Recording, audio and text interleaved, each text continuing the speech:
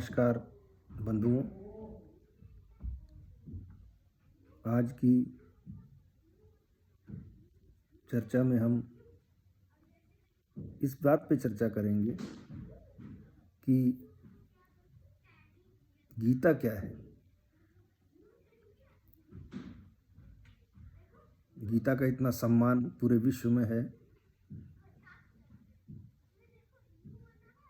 आखिर गीता कहती क्या है, सब्जेक्ट क्या है गीता का।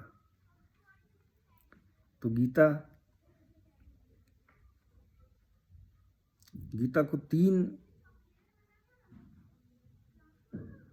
नाम दिए जा सकते हैं: धर्मशास्त्र, योग शास्त्र और गुरु शिष्य संवाद। पहला योग शास्त्र लेते हैं कि गीता योग शास्त्र कैसे है।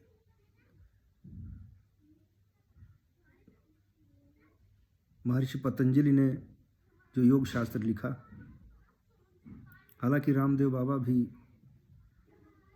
योगाभ्यास कराते हैं, लेकिन वो फिजिकल है, मेंटल नहीं, मानसिक नहीं।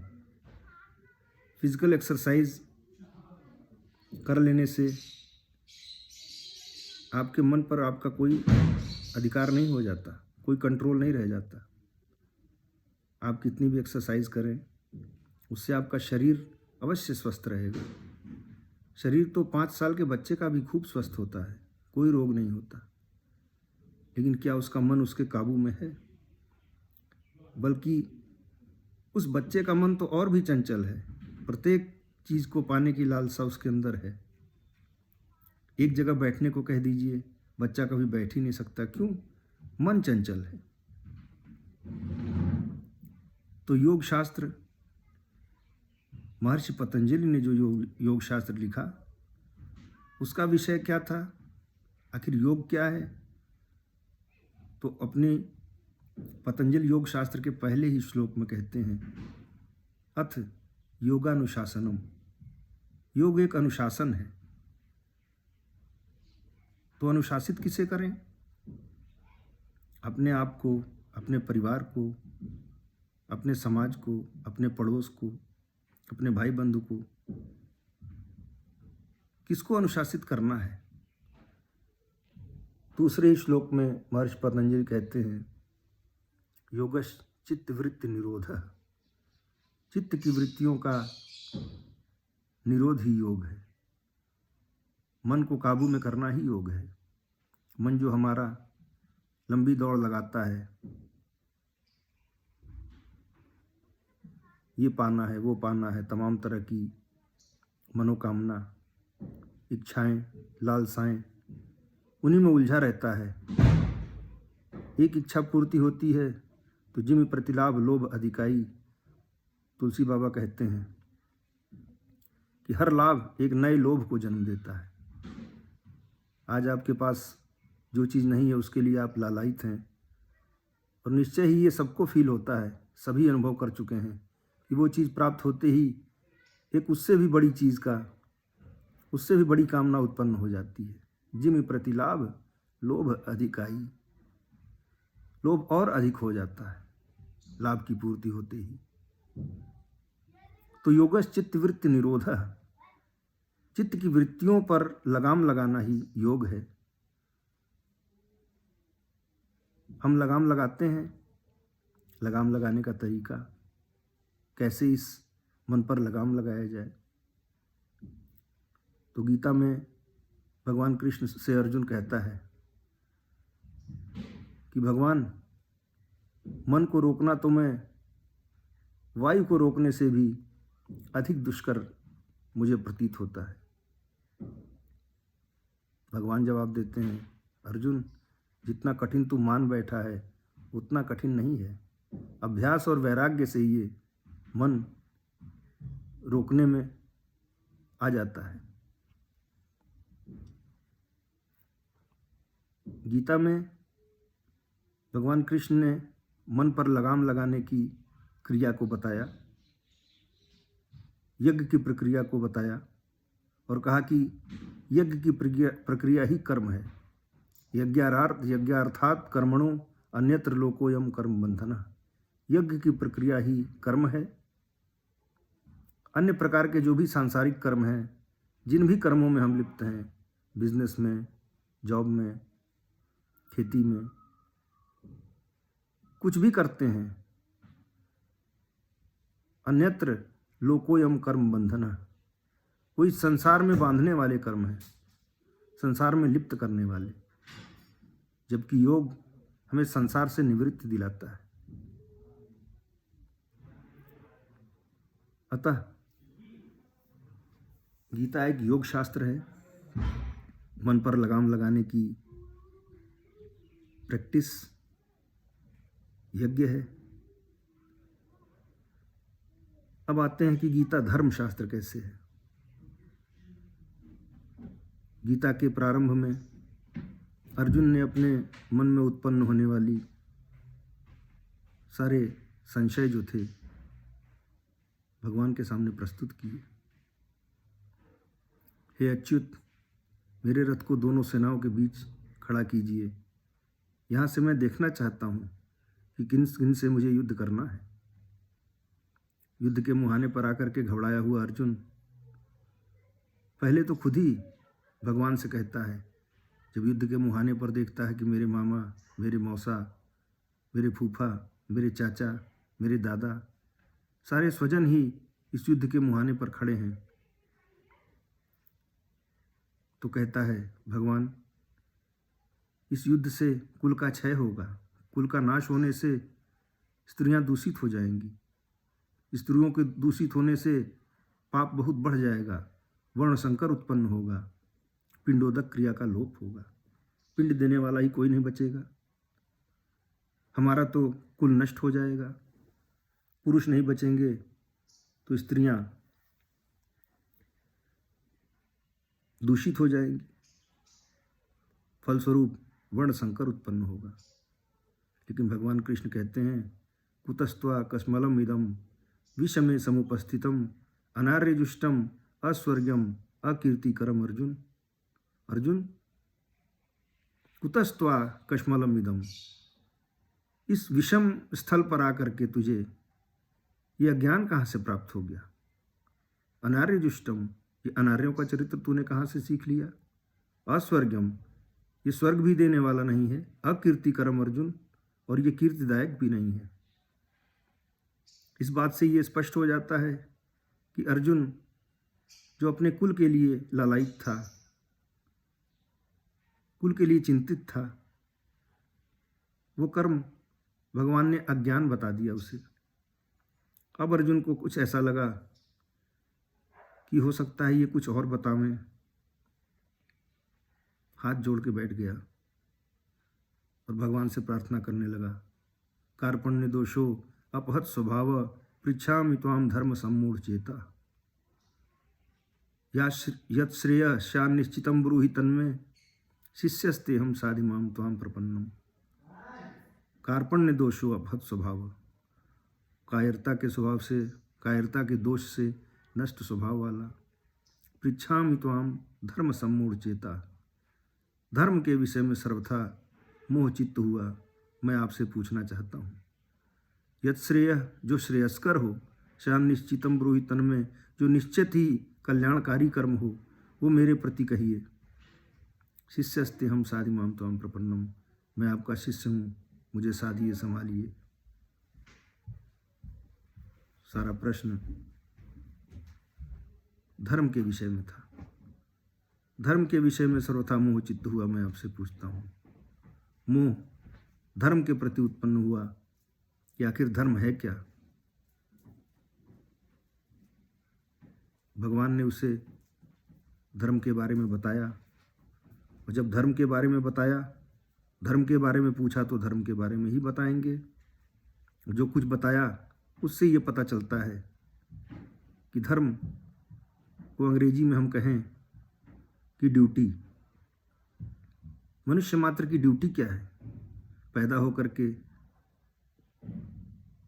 आखिर उसकी ड्यूटी क्या है मूलभूत भगवान के अनुसार, भगवान कृष्ण के अनुसार। और भगवान कृष्ण ही नहीं, भगवान कृष्ण कहते हैं ऋषिभिर बहुधा गीतम, मैं कुछ नया सत्य तुझे नहीं बताने जा रहा हूँ अर्जुन, बल्कि ऋषिभिर बहुधा गीतम, ऋषियों ने अनेक बार जिस गायन को गाया, जिस सत्य को दोहराया, मैं वही सत्य तुझे बताने जा रहा हूँ। मैं अपनी तरफ से कोई नया सत्य तुझे नहीं बता रहा हूँ, कोई नई ड्यूटी नहीं दे रहा हूँ। ऋषियों ने जिसे बार बार किया वही करने को बता रहा हूँ। धर्म माने ड्यूटी। यज्ञ अर्थात कर्मणो अन्यत्र लोकोयम कर्मबंधना, यज्ञ की प्रक्रिया ही धर्म है। अब यज्ञ किसे कहते हैं, अध्याय 4 में स्पष्ट करते हैं, श्वास का यजन ही यज्ञ है। श्वास आई तो ओम, राम, शिव, कोई भी छोटा सा 2-2.5 अक्षर का नाम जो श्वास में ढल जाए, ओम ओम। ये क्रिया करते समय आसन कैसा हो, आहार कैसा हो, निद्रा कैसी हो, चरित्र कैसा हो, और इसको कैसे सीखा जाए, कौन इसके जानने वाले हैं, प्रत्येक बिंदु को बताया भगवान ने। उन्होंने कहा कि उपदेक्षन्ति ते ज्ञानम ज्ञानिनः तत्त्वदर्शिनः, तत्वदर्शी ज्ञान के ज्ञाता हैं और वो तुझे उपदेश करेंगे। उनके पास जा, उनको प्रणाम कर, उनसे तू इस क्रिया को सीख। विज्ञान के ज्ञाता तुझे उपदेश करेंगे और तू जान जाएगा। भगवान कृष्ण ये नहीं कहते हैं कि तू मेरी ही शरण में आ, किसी तत्वदर्शी के पास जा। वे तत्व के ज्ञाता तुझे बताएंगे कि उस कौन सी क्रिया है जिस क्रिया को करने से मनुष्य मोक्ष को प्राप्त होता है। क्या उस क्रिया को करने से अचानक कोई चमत्कार हो जाएगा? नहीं। वे कहते हैं चतुर्विधा भजन्ते माम, 4 प्रकार के मनुष्य मुझे भजते हैं, आर्त अर्थार्थी, जिज्ञासु और ज्ञानी। आर्त दुख से दुखी होकर के भगवान की शरण में जाता है, भगवान उसके दुख को दूर करते हैं। अर्थार्थी अर्थ की प्राप्ति के लिए भगवान की भक्ति में लगता है। अर्थ की प्राप्ति को होते होते आगे उसे जिज्ञासा उत्पन्न होती है। जिज्ञासु भगवान कैसे हैं, किस प्रकार जानने में आते हैं। और ज्ञानी, इस 4 प्रकार के भक्त हैं। ज्ञानी को सब पता है भगवान किस प्रकार के हैं, कैसे जानने में आते हैं, भगवान को महसूस करता है, भगवान उससे बातें करते हैं। भगवान बातें करते हैं, ये तो बड़ा आश्चर्यजनक हो गया सुनने में कि भगवान बातें करते हैं। स्वामी रामकृष्ण परमहंस से इस देश के, भारत देश के विलक्षण योगी स्वामी विवेकानंद जी ने उनसे प्रश्न किया शुरुआत में ही, जब वो पहले ही मिले, अपने दूसरे तीसरे मुलाकात में उन्होंने ये प्रश्न किया। काफ़ी जिज्ञासु थे। उन्होंने प्रश्न किया कि क्या आपने ईश्वर को देखा है? और विवेकानंद जी अपनी जीवनी में लिखते हैं, ये प्रश्न मैंने केवल उन्हीं से नहीं, बल्कि उस समय धर्म के जितने भी अगुआ लोग थे, आर्य समाज, ब्रह्म समाज, उन बड़े बड़े धार्मिक संगठनों के मुखिया लोगों से, हेड से पूछा, क्या आपने भगवान को देखा है?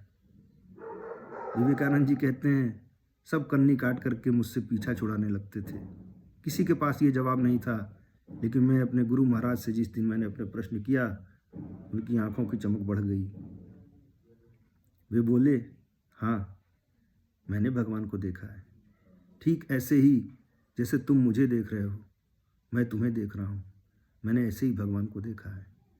और मेरे बताए अनुसार चलोगे तो तुम भी उसी प्रकार ठीक ऐसे ही देखोगे जैसे तुम मुझे देख रहे हो, मैं तुम्हें देख रहा हूँ। अक्षरशः सत्य था उनका कथन। आगे चल के उस अंगूठा टेक व्यक्ति को सद्गुरु मानकर जब उनके कथनानुसार आगे बढ़े तो 1.5 वर्ष के पश्चात स्वामी विवेकानंद जी ने यह पाया और कहा, अपनी जीवनी में उन्होंने लिखा कि मेरे गुरुदेव को 1.5 वर्ष पश्चात मैं जान पाया कि मेरे गुरुदेव ही भगवान है। यहाँ थोड़ी सी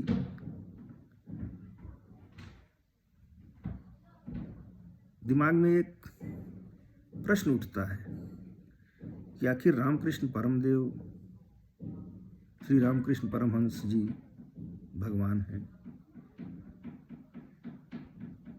भगवान श्री कृष्ण भगवान हैं, श्री रामचंद्र जी भगवान हैं, शंकर जी भगवान हैं, हनुमान जी भगवान हैं। आखिर ये भगवान हैं तो भगवान तो एक हैं, ये तो अनेक हो गए।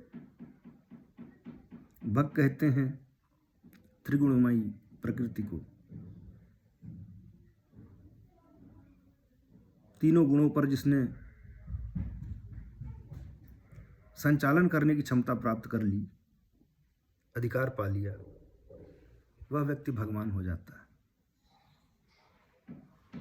महर्षि पतंजलि भी अपनी पुस्तक में कहते हैं, योग शास्त्र में, कि वो पुरुष विशेष ही ईश्वर है जिसने सभी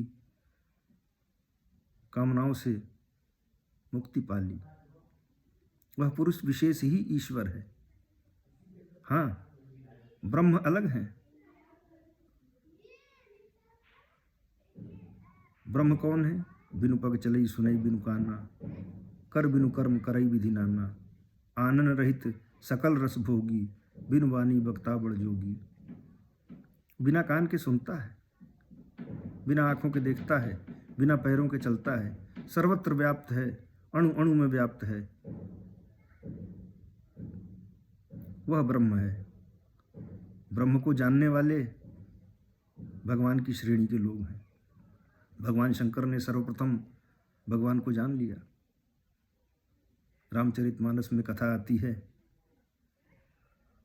रावण के कोप से कुपित होकर पृथ्वी काय का रूप बना करके ब्रह्मा के पास गई।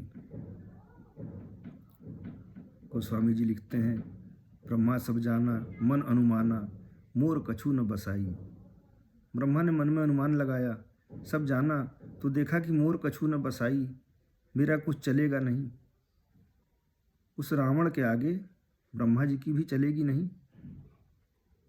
जे करते दासी सो अविनाशी, तोरऊ मोर सहाई। जिसकी तू दासी है वो अविनाशी, जिसका कभी विनाश नहीं होता, वो ब्रह्म तुम्हारी और मेरी सहायता करेंगे।